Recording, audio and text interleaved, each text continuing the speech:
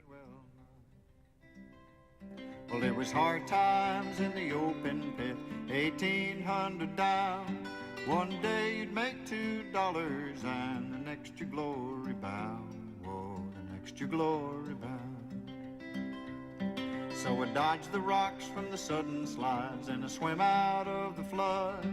In the rain and cold we dug for gold through the water and the mud. Whoa, through the water and the mud. Kimberly Mines.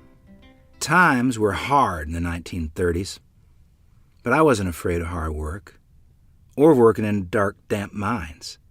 In 1937 and 38, I worked at the Kimberly Mines, also known as Gold Mountain. I was 21 or 22 years old. Kimberly Mines in Piute County, Utah, had been mined from the late 1800s off and on.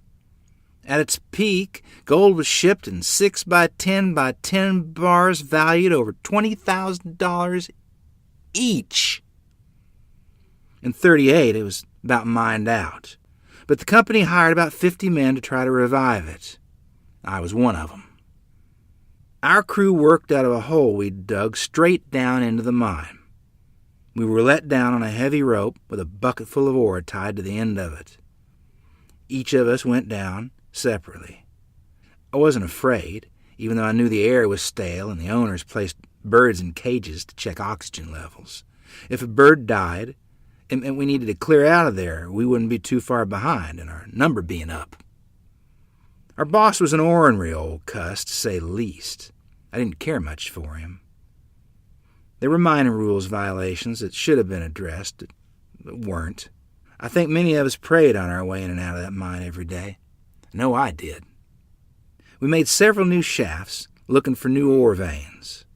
One of these times we ran across a promising vein that looked like it might have gold. "And what should we do with this?" one flushed, dusty guy asked me.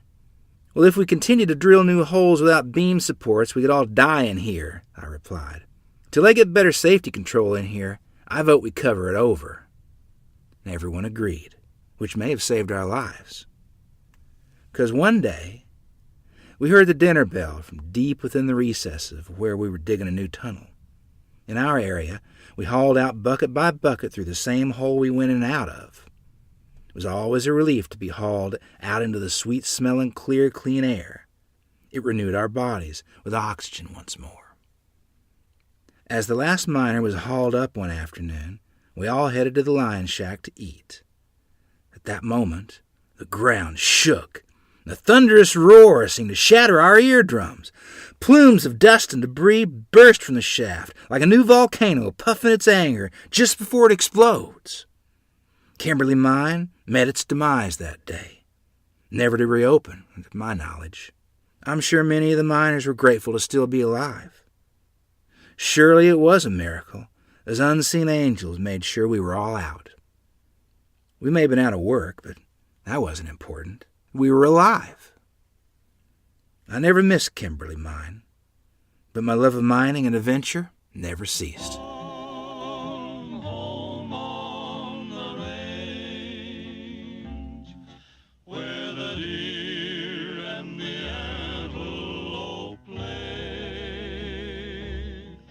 where seldom is heard a discouraging word, and the skies are not cloudy.